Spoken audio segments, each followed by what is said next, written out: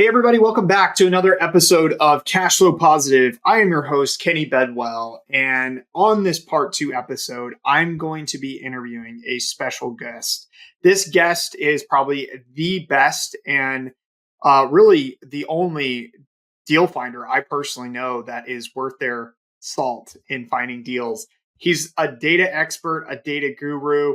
Without further ado, Kenny Bedwell, introduce yourself. I'm just kidding. So this is going to be my first episode, my part two episode that I'm going to be just doing this solo and sharing some more examples, elaborating upon what I talked about in the last episode. So I am my own guest speaker today, and that's totally fine. I think a lot of you will enjoy this episode and get a lot of tidbits. I'm going to lay a lot out for you. Unlike a lot of episodes, I actually wrote down what I want to talk about.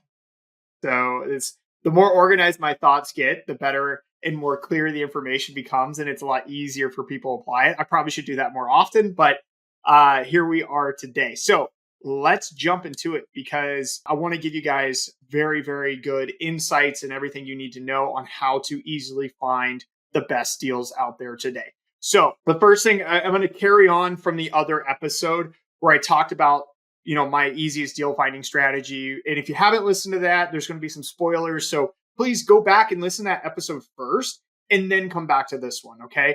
This is like the part two. This is the advanced version of what I talked about earlier. I'm going to move a little bit quicker because there's a lot to cover, a lot to teach and understand on how we find deals and the strategies that we employ across the entire country. Okay. Obviously, it depends on the market. You hear me talk about or say that phrase, it depends. But the reality is there are certain strategies that essentially work anywhere, and just applying them and knowing what to look for is the key ingredients. So in the last episode, and spoiler alert, so I'm gonna tell you right now, if you haven't listened to that episode, you stop this one right now and go back, then come back to this one, okay? Because I'm just gonna tell you some spoilers. I want you to understand the base foundation before getting to this one. All right, so let's assume you've already listened to it. Let's go. So we talked about in the last episode, identifying moats and looking for larger properties. Okay. And why was that valuable? We talked about space, privacy, and seclusion, and really emphasizing this idea of like gathering, meaning people want to gather together and they want to be able to have that space to do that, and why that's really valuable and why those things command a higher ADR. So that I feel like it's kind of logical and that makes sense. But that doesn't necessarily mean go buy big properties. They have to have other factors. And that's where I want to pick up is identifying the moats for these types of properties that we're going to be looking for. Okay. So the best thing to do to identify or understand how to identify moats is you need to know what to look for before you start looking. Most people, I know that sounds super simple. And you're like, well, duh. For some reason, people don't do that. They start looking for properties that are for sale in the different markets first, and then they start going, well, what's the moat here? What makes this property unique? But here's the thing. If you have no idea what drives revenue in a market, you have no idea what is unique in a market and what isn't unique in a market, you'll have no idea what a true moat is. All right, let me give a case in point. See, I really like my podcast because I can be a little more frank and just honest about certain things. And I guess it's still been some people, but I'm not really worried about hurting people's feelings on this because I'm not talking to anybody. Maybe I'll learn to regret it when I get some angry messages, but I'm going to pick on a market like Branson, Missouri. Okay. So for those of you who don't know, I do not encourage people to invest in that market. Even if you're thinking about doing a new construction, new build, something crazy unique. People are doing that all the time. I know at least 2 different builders in that market doing the exact same things, telling people the exact same thing and building unique properties. But the reality is the next year they're doing the same thing, but even bigger and better. So what happens to the people the year before who bought something that was, the latest and hottest thing, and come the next year, they're now second place, right? I avoid markets like that. Okay. Now it's not a bad market. It's just very competitive and it's very hard to find something that works because people can build what works in that market. And I understand land is finite, but it ain't that finite in that market. Okay. There's a lot of land. There's a lot of availability. There's a lot of lots for sale. A lot of places can do that. So I don't love investing in those markets personally. Okay. And I would just warn you and caution you to not invest. And there are other markets. I don't want to just pick on Branson, but like Broken Bow and Orlando and the Smokies. You hear me rattle off these markets all the time, but there's a reason why. Let's go into this. So, like Branson, if you go look at Branson, there's some very beautiful, well-built homes there that have amazing views that sit on lakes. Okay, that look really good. They have communities that have pools and amenity, like all these different amenities, maybe indoor pools, outdoor pools, pickleball courts, all this stuff. And you look at it, you're like, wow, that is an amazing view of I think it's Table Rock Lake is a lake there. That's an amazing view. It's got all the amenities. It's brand new construction. What is there to hate about that? But the problem is that's not a moat in that market. You know why? Because they're in this. There's other properties right next to it that have the same exact thing. They have the same views. They're in the same neighborhood with the amenities and everything. And they're also new builds too. And there's like 100 of them. So if you're just going in, I know that's a very specific example, but it's the same thing, right? If you go in and you're just looking at properties for sale and you see this one, you're like, wow, that's got amazing views in Branson. Well, that is not a moat. That's very common. And if you haven't done that research beforehand, you don't know that and you just wasted some time. So part of understanding the moat, the thing that separates you from everybody else, is first going into the market and studying what is truly unique. So, for example, if I'm looking to invest in Branson, which I'm not, but if you were, and that's okay if you are, what am I looking for? I'm looking for properties that actually aren't a part of the HOAs or the communities with amenities. I'm looking for properties that have land and space and privacy. So basically what I talked about, in the last episode. And reminder, if you haven't listened to that, you need to go ahead and listen to it. That's what I'm looking for in that market. The views are great. Water access, all these things, sure. But the privacy, the seclusion, all that good stuff is actually more valuable in Branson than just the views or just the lake access or whatever, believe it or not. But you only know that by studying the data in that market.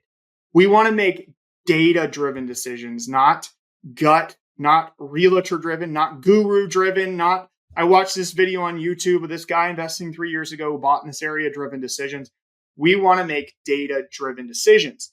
And in order to do that, you have to go into the market and, study what the properties are doing there and why the ones that are successful are successful. I like to use the Burger King story. And for those of you who follow me and listen to me, maybe you've heard this story before. I hope I haven't shared this on a podcast. I don't think I have because I haven't had time. So let me first tell you about the fast food industry in general. Everybody knows McDonald's and Wendy's and all these other guys, but McDonald's, let's focus on McDonald's for a second. So McDonald's, when they go to identify a new location to put up a new restaurant, they spend millions of dollars studying, looking at data points and trying to figure out the perfect location to put their McDonald's restaurant. All right. That's going to maximize not only profits, but also, appreciate. I don't know if you guys have seen that movie, The Founder on Netflix. It's all about the founder of McDonald's. And he's like, asking the employees, like, what do you think we do here? And they're like, oh, we make hamburgers and we make people happy. They're giving all these like cliche answers about fast food that you think, why is there a McDonald's? And he's like, wrong. We're here for real estate, and it's all about real estate and it's not about the hamburger. And I find that really interesting because it's true. Like McDonald's tries to be in the perfect location because that obviously helps with profits, but it correlates strictly with appreciation as well of their real estate assets they're purchasing. They're not renting, they're buying. So McDonald's goes in, spends all this money, finds the perfect location to buy. Okay. They then launch and do their thing. And guess who comes along? Burger King goes, you know what? We're not going to go spend millions of dollars and do all this research to get pretty much the same result. We'll just go wherever McDonald's goes and just go across the street. And that's what they do. If you go around, you find a McDonald's, there's usually a Burger King nearby. Okay. There's a McDonald's by my house. Guess what's nearby? A Burger King. All right. So the Burger King method that we hear a lot about is finding successful short-term rental properties in these different markets. It's a deal strategy and replicating what they have. But the problem with that is the whole moat theory, right? It conflicts with that. It conflicts with the idea of like being different. You're literally copying somebody, right? And what they're doing and probably doing what's better.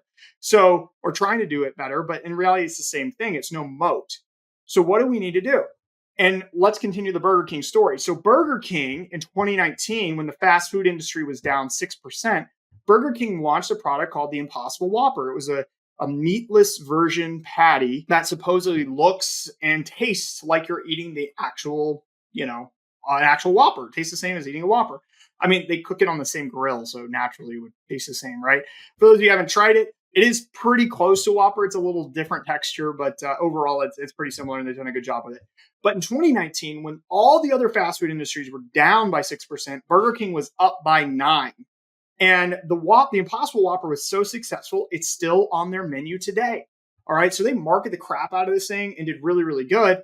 And they were up when the McDonald's of the world were down. What's the correlation here to short-term rentals? I guess let me back up here and explain this. Some guy came in like a couple of years later and was like interviewing other fast food chains about Burger King's success with the Impossible Whopper. And they asked McDonald's, they're like, McDonald's, like, are you coming out with the, Impossible Big Mac or something similar, kind of joking around with the name? And they're like, no way. And you're like, what do you mean? I mean, you see the success Burger King's having? Like, why wouldn't you just, Burger King method that, like copy it and do the same thing? And they're like, we don't know how they're doing it. We don't know how they're being so successful with this Impossible Whopper. What the story tells me is that Burger King not only found something that could increase their revenue, but they found something unique. All right. They're like, we don't know how they're sourcing those materials and making money on it. It's too expensive for us to do it. Therefore, we can't do it. So what did Burger King do? Or whatever they figured out with the Impossible Whopper is their secret, their secret sauce, but it's their moat. It's the thing that separates them from everybody else. So they already go and they follow the McDonald's around, but they're not the same thing as McDonald's. They have different offerings. And they have something so unique that it brings in a different target demographic of customer who wants some sort of, meatless option that tastes like meat, interesting enough. They get that demographic and they are making more money from that. It's a lesson to learn about doing the same thing. We don't just want to copy what successful people are doing. We want to copy it, what works, and also have a unique value proposition or a unique play. And that all deals with and correlates to how you're searching for the right properties. I say this a lot, and so it's going to sound like a broken record, but the reality is the best deals out there aren't going to be jumping up and down, waving their hands. And all of the properties that I have personally bought, actually every single one that I've bought, has been on the market for over 100 days. I hate competing. I'm naturally lazy. That's some of the stuff I've talked about before, but the reality is because I'm lazy, I don't want to go to places where I have to spend more time and energy and effort marketing and checking my prices on a daily basis and like trying to do like direct bookings all the time and posting on buy sell trade groups and trying to get those snowbirds or trying to compete with all the other properties that have indoor pools or whatever. I don't want to do that. Okay. And neither do you. Let's be honest. So if that's the case, you're going to have to look for the properties that have the potential, have the characteristics I talked about a little bit earlier, and also more importantly, in episode 1 here, part 1 of this week's series, you're going to have look for those types of properties that have those characteristics, but aren't completed. They have the bones, but not the skin and the muscle and all the other stuff that has to be added to it. That's the secret. It's actually not that hard to find a lot of those. Okay. But the hard part is going to be down to your comfortability with investing in the types of markets where those properties are readily available and they make sense. So it's really fascinating to me. So at STR Insights, obviously, if you're listening to this, you know that we help people find deals. What's really funny is we have a list. We have a private list, okay? I'm going to be clear on that. Private, internal list from all of our consultants where we find deals that our clients don't want. And they're deals. I mean, I'm looking at it right here on my computer screen. There's like 25 of them on here. They're all incredibly awesome opportunities, but people don't want them. And you're like, well, why don't they want them if they're deals? Because there's an emotional play with every investment we make. And that's the kicker. You have to recognize what that is. People don't always want to invest in the Northeast. They don't always want to invest in California. They don't always want to invest in, South Dakota or North Dakota, wherever. And so just because the numbers might make sense, you might not be comfortable doing that. So you really need to figure out where and what you're comfortable investing in too, before you even start searching for properties around the country that fit the characteristics I just said. That's really, really important. Okay. Now you're sitting here like, I don't care, Kenny. I want to see the list. Give us a call. Let's talk about it. There's a lot of stuff out there. A lot of stuff out there. That makes sense. And it's all about the bones and then something that we call the value add. All right. I know you've heard that term before, but that's what I want to dive deep into, because the reality is, in order to be successful with any property that you get into, you're going to have to invest into the property. Here's the common misconception I hear is, okay, I get that I have to invest into the property, but to really have to spend hundreds of thousands of dollars into a property for it to be successful. And the answer is no. So that's kind of what I want to talk about for the rest of this episode is, what do you do and how do you find opportunities if your capital is maybe limited compared to other people who can just go buy something and dump in $200,000 to $300,000 and it be at the top of the market immediately. I mean, that's the easy button, to be completely honest, is to find something and dump in all of that money and force it to be the top property in the market. But for those of us who don't have that kind of capital, what do we do? How do we find those opportunities and still let them be the top of the market? So the first thing I'm going to recommend is a little bit of a mindset shift you need to have. One of the biggest problems when I'm talking to people, and I catch it all the time, is when I ask them what's their budget and they say, okay, let's say it's $500,000. Okay. Then I go, great. So, and then are you pre-approved? Yes or no? If the answer is yes, okay, I was pre-approved for 500,000. Awesome. How much cash? The next question I ask is how much cash they have on hand to invest. And what I'm meaning by that is not the down payment alone or just the down payment closing costs, but any sort of renovations or updates, design and decor, and amenities. How much cash do you have? And so I'll get these people who are, 500,000. They're like, I've got 75K or I've got 100K. So I'm like, let's do the math. So if you buy something and it's a 10% down loan in the best case scenario at $500,000 and you have 100K, we'll say 100K. All right, that's a pretty common one. That means you're going to spend 50,000 on the down payment and then maybe about another 10 to 12 on closing costs. We'll say 10 just to make math simple for me. So you're $60,000 all in on the deal and you have 40K left. So if you're looking for a property that separates you, you have $40,000. And if you're trying to buy something that's like 3,000 square feet or more, exactly what I told you on episode 1, and you only have $40,000, how much do you actually have to invest into the design, decor, amenities, and everything you're going to need to get that property to be performing at a high level? Really not that much. $40,000 is the answer, right? And that's not that much for the stuff that you're going to have to do to the property to separate yourself from competition and do well in the market. So what's the solution?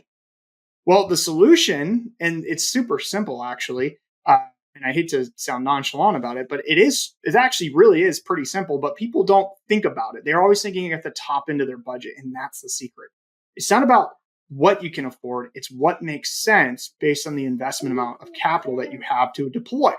So if you want more capital and your capital is finite at $100,000, what do? You have two options. Number one, don't buy at the top of your budget. Your budget really should be about 400,000, not 500,000. Okay. That, if assuming 10% down, that saves you an additional 10K. That gives you an extra, we'll call it $50,000.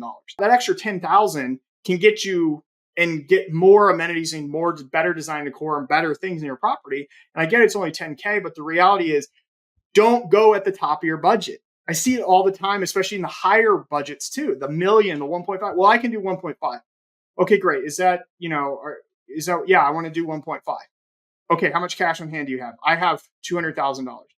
Well, great. We got 10% down, so that's 150,000 with closing costs. So we're probably at like 170, and you got 30K left for a $1.5 million property. How are you going to stand out? How are you going to elevate and stack the moat categories to have a solid moat with that? You won't. Okay, so don't go. Lesson number one: don't go at the top end of your budget all the time. Now, if you do have the capital to support that, that's absolutely fine. Do it. But the reality is, most of us don't. And even though we can afford it and the bank says you can't afford it, doesn't mean you should afford it.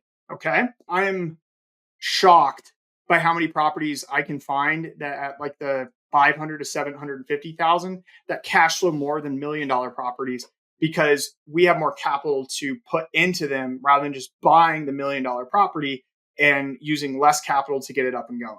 Right. I don't know, the price tag in people's minds, even my mind too. I see it all the time. I'm like, oh, well, this is the budget and I can go at this rate for this person.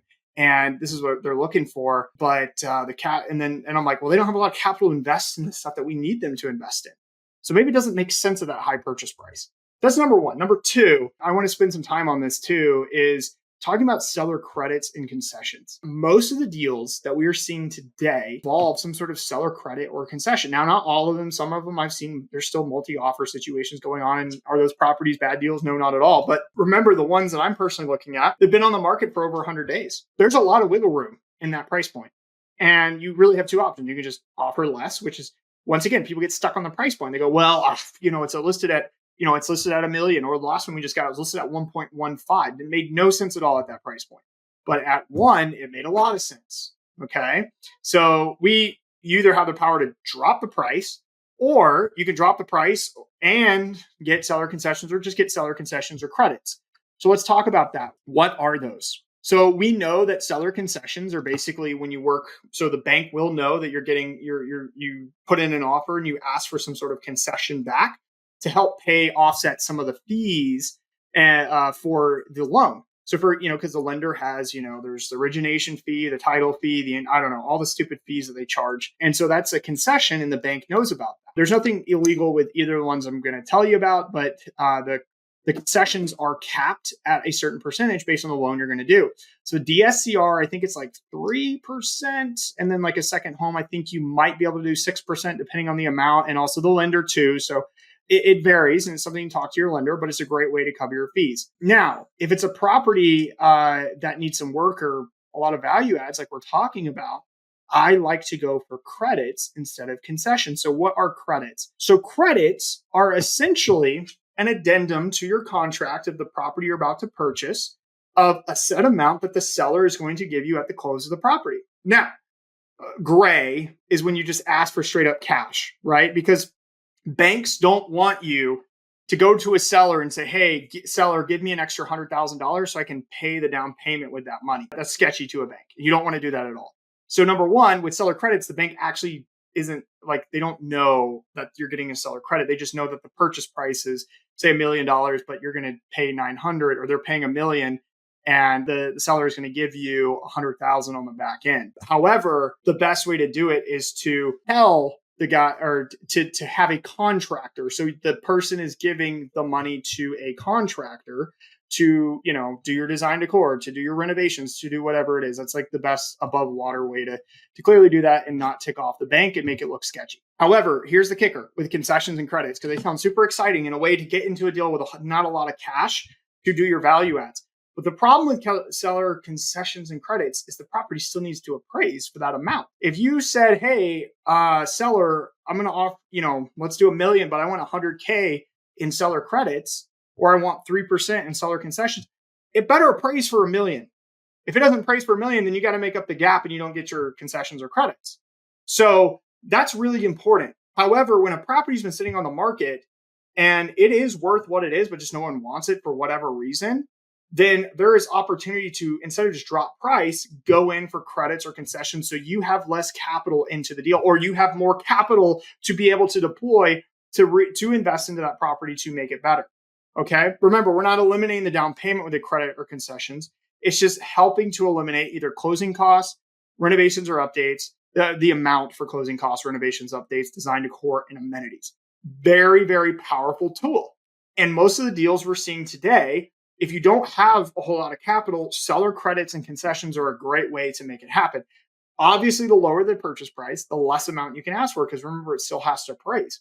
So you need to work hand in hand with your realtor to make sure that they understand what you're trying to do and the amounts. Because once again, if you go in and say it's a $500,000 property and you say, I'm going to give you $550 and it doesn't appraise for $550, well, you're going to have to pay that cash. It doesn't even make any sense. So use those wisely. But guys, like, this is a way to, hey, I only have $100K on a $400K deal. You can get maybe 20K in credits, or 3% in concessions, and that gives you an extra 10 or however much, 20 or whatever, whatever we said, extra to play with, to put into the deal. But don't go at the top of your budget, and leverage seller credits and concessions as best as you can. Okay. You should always be going after those with almost any deal you do, unless you're in some multi-offer situation and deal still makes sense at a higher purchase price. Those two keys are great ways for people who don't have a lot of capital. All right. in finding deals. But the common theme here that I really just want to iterate, and highlight and just bang into your heads is you have to invest into the property. It's as simple as that. Sometimes you got to get scrappy and creative, and that's fine. Okay, whether that's putting stuff on credit cards. When I got my first property, I got a 0% interest APR for 12 months, whatever, some basic credit card. And I put all of my furnishings on that credit card. I got $15,000. It was a small property, but $15,000, and I paid it off within the year and I was good to go. But I just didn't have a lot of capital when I got started. And so using credit cards or financing options like financing hot tubs or pools or anything, I mean, it is an option, assuming you're going to get your money back from that property renting and cash flow. But don't be afraid to do that stuff. And if you have the cash to do it, good for you. You're a little bit further along than people who are starting out and don't have as much capital. But you have to get creative. You have to get scrappy with a lot of these really good deals. Because the reality is, once again, they're not going to jump up and down and say, hey, I'm an amazing deal, and you don't have to put anything into me. You have to invest in the property. And that's what we call value add. Okay, so let's move on. And I want to talk about a couple common misconceptions on ways that people think deals have to work. And there's a couple levers you can pull. So in order to make a deal work when you're looking for deals, there are three types of things that you can do. So 3 levers is what I like to say. So obviously the biggest lever that everybody talks about is what is the revenue of the property. So I like to use nice, obviously 500,000, $1 million. I like to use these base examples. So let's say I buy $1 million property and you're like, well, great. I know that I need that property to gross at least $150,000 for it to remotely make any sense at all. Okay. It's going to cash flow. It'll probably cash flow about anywhere from like 40 to 50K at 150. Okay. If it goes higher than that, cash flow goes up. 175, 200, you're going to be doing 75 to 90,000. Okay. Or even more. Obviously depends on the other 2 levers. And that's the secret that people don't think about. So people are all caught up in, okay, if I have a property and it's going to do 150 and that's not enough cash flow for me in terms of like what after all the expenses and everything, it's a dead deal. If I can't force more revenue to increase the revenue, maximize revenue, then it's a dead deal for me. But there are 2 other levers that you can pull or potentially pull to help make the numbers better. And they're not talked about a lot. So what are those? So the first one we talked about is revenue. So that's the one of the 3 and the most common talked about. But the second one is your monthly mortgage payment. Okay. I can tell you how many times people are like, oh, I use this lender. And I'm like, who's that lender? And they're like, I don't know. Like, just like my friend's friend referred them to me and that's the one I use. And I was like, cool. Did you talk to anybody else? And they're like, no. And I'm like, tell me what your terms are. And they're absolutely garbage. They got like the worst terms possible and all these stupid fees and everything. They're paying like a 7.875% interest rate when interest rates are like 6.5, 7 right now. And it's because they didn't do their due diligence with that. Your interest rate directly impacts your monthly cash flow number. And if you want a cash flow positive, ding, ding, ding, ding, ding. If you want a cash flow positive, you need to focus on the 3 levers, which are revenue, increasing revenue or maximizing revenue, getting the best terms possible by shopping different lenders, as well as minimizing expenses the best way possible. And that one's honestly the hardest one, but we'll talk about it a little bit and how to do that. But let's focus on this lender thing. So what I encourage people to do is talk to at least 3 different lenders for the loan product you're specifically looking for. So if you qualify for a second home 10% down Fannie Mae product, you need to be talking to multiple lenders who offer that product to see what the best terms and rates that you can get from any of those. Be competitive, shop around. If you can only qualify for a DSCR, you need to be talking to multiple lenders because they all have different like wild products out there. And there might be something new that pops up for one that the other ones can't offer. And if you're too busy, like married to Brandon's going to kill me or Brian's going to kill me, but this is the truth, guys. Like I lay it down. I'm not going to hide anything back or like, oh, I'm friends with these people. I love these people and I refer these people. But the reality is I don't get married to individuals who offer a set number of products when there's other products out there that are equal competitive. I'm all about the free market. Whoever offers the best and the best product, that's what I'm going to go with if it fits me, and I'm going to recommend that. And then assuming you want them to be a good lender that's going to close on the deal and feel confident. So don't just go after, oh, they have the best and cheapest thing, but no one's ever worked with them before, because that you want the loan to go through, right? But the reality is, like, don't get married to a set person in this space for a particular, especially like loans. Okay. The problem with that is you won't get the best terms. And that's one of the key levers to help mitigate your expenses, your monthly expenses, and increase your cash flow. So revenue, and then your monthly mortgage payment. So let's talk about the third lever, and this one's like rarely talked about, but it's expenses. So monthly expenses are very hard to adjust. Besides, obviously, we just talked about your mortgage payment, but things like taxes, insurance, utilities, cleaning fees, supplies, like these are all relatively fixed things. Like your insurance, it can go up, unfortunately, but it's hard to go down except if you shop around. And in some places, there's not a lot of options, and I get it, right? And then you also don't want to like sacrifice certain benefits from insurance just to go with the cheap guy. I understand that logic, right? And same thing with utilities. Utilities ain't going down. They're never going down. They are what they are. Okay. If anything, they're going to go up. So how can we minimize expenses on a particular deal? Well, it depends on the property. All right. I know that's like a stupid, simple answer, but it really does, right? So there's certain things you can do. If you have an older property, you can upgrade the HVAC. You can, the heating and cooling system, make it more efficient. So that can actually decrease the overall utilities. One of the biggest expenses I see a lot are tech fees. And I did a whole episode on this about a month ago, on stop subscribing to everything that everybody offers because it's a nice shiny object. You don't need it. People are paying hundreds of dollars a month for crap they don't use and don't need. If you don't use it, you need to cut it. All right. If you're not marketing and you're making a ton of money off your bookings on Airbnb and VRBO, why the heck do you need StayFi? I understand the argument of, we need to build a direct booking presence and all that. I get that. But if you have no actual time and you're not considering hiring somebody to replace it for you, and you're just sitting here using StayFi or collecting emails and, paying for other services that shall not be named, like if you're doing that and you're not doing anything with it, it is a waste of money. Stop it, cut it off. It will always be there when you're ready to take action. One of the biggest lessons I've learned at STR Insights and running this company, I had this like realization I was doing too much. I had my finger in too many cookie jars with the types of marketing and like educational materials I was doing. I was going to conferences and speaking. I was doing podcasts. I was doing YouTube videos. I was doing, trying to do stuff on social media that I'm still trying to do stuff on social media, but it's gotten a little better. I was trying to do workshops and free webinars and email campaigns. That was another big one too that I really like doing. And I was trying to post in a Facebook group and get that started. I'm at 7 things. I'm sure there was more crap that I was trying to do. It was too much stuff. Okay. And what ended up happening is I was not as efficient or as good at doing all the different things. And the consistency is really the big issue. You got to be consistent when you do these things. And when you're not, they don't grow, they don't build, they don't really grow your following when you're not consistent. It's the same thing with any of these softwares and stuff. You're not using them and you're not planning to use them, or you don't have to take the time to do it. It's just not going to do anything for you. So why use them? So I stopped doing certain things. If you're in my Facebook group, the STR Data Host, I haven't posted in there forever because I just don't have time. I'm focused on other things. I will get back to it. And that's the secret. I attack one area at a time. I attacked my podcast 6 months ago. I said, I'm going to do this podcast. And I did a ton of research on what people wanted, what I think they'd like. And guys, I'm getting over 10,000 downloads a month. And this thing hasn't been going for 6 months yet. So like, it's growing fast because I'm doing it right the first time. And I'm investing my time and resources.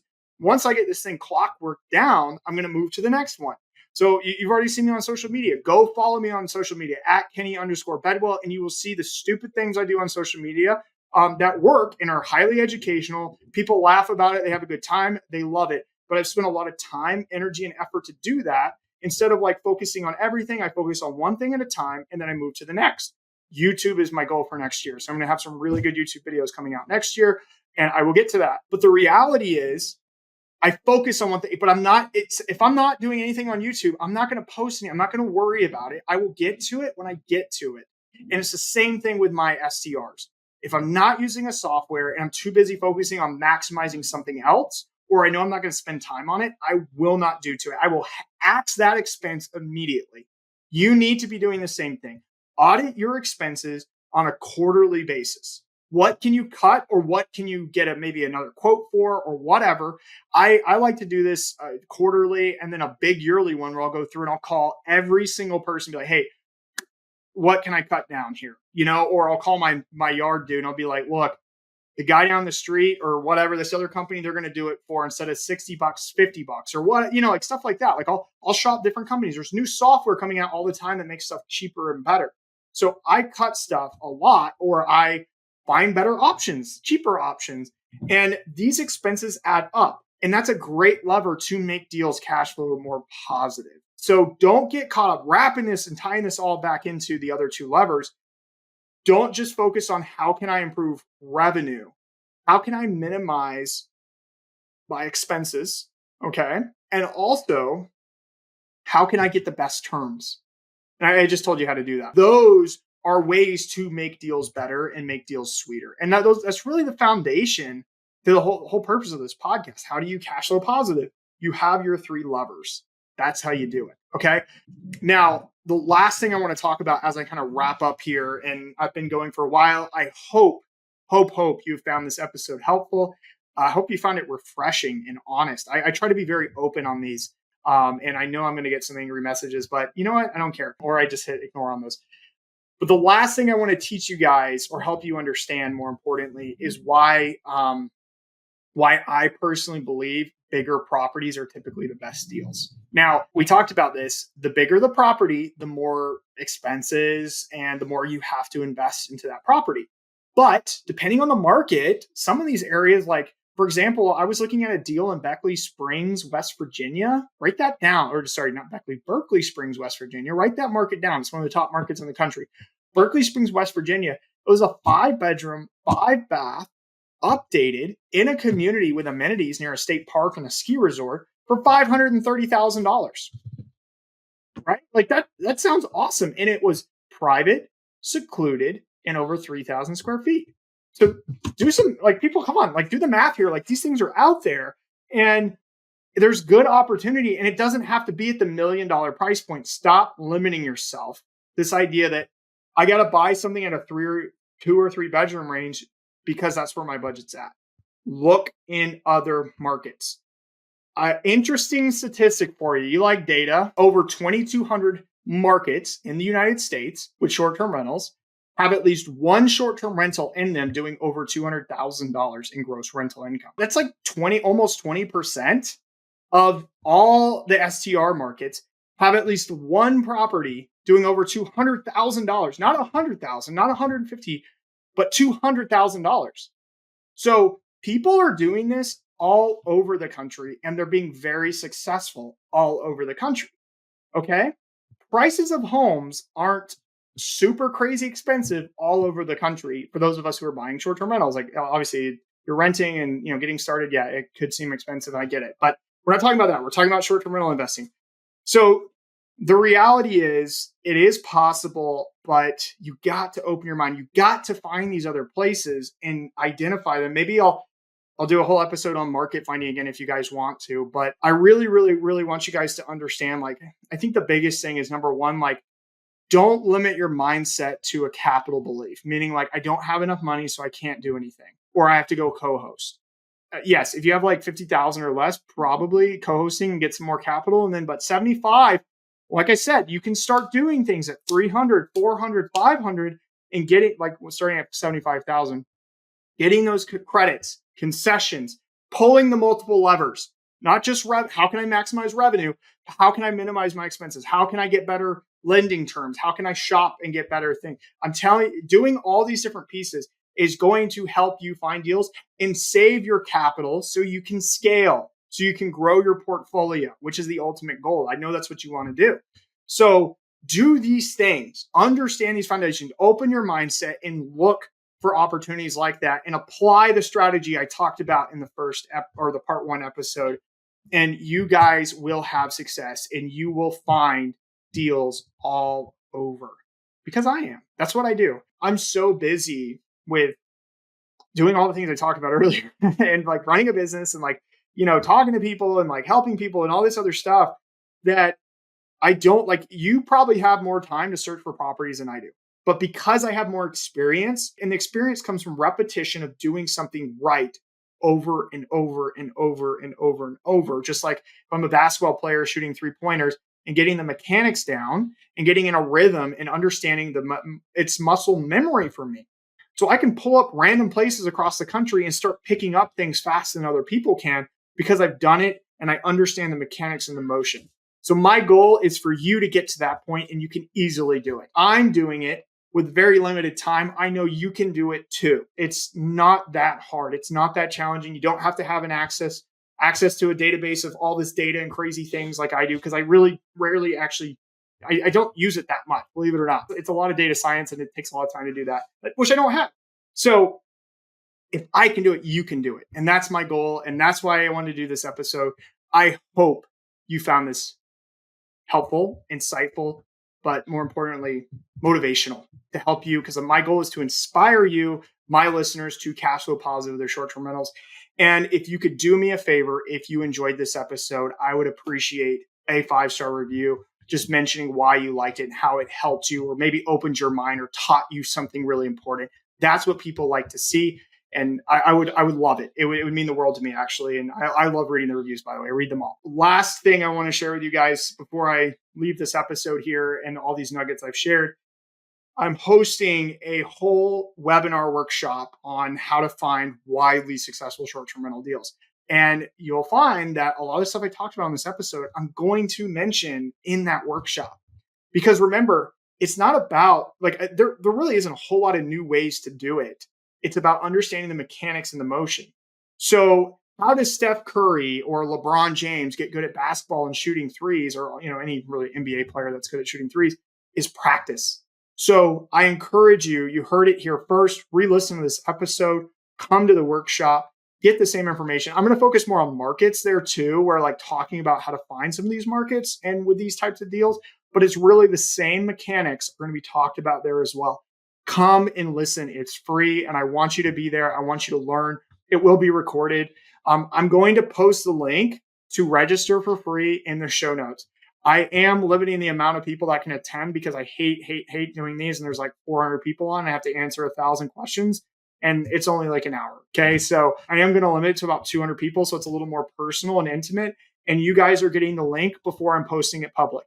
So be sure to register. And like I said, you'll get your seat reserved, and you'll get the recording afterwards from StreamYard as well. So thank you so much for listening. I hope you enjoyed this episode. I hope you found this valuable. And if you did, be sure to leave a review, or better yet, share it with somebody else who needs to hear it. My name is Kenny Bedwell, and I'll see you next week.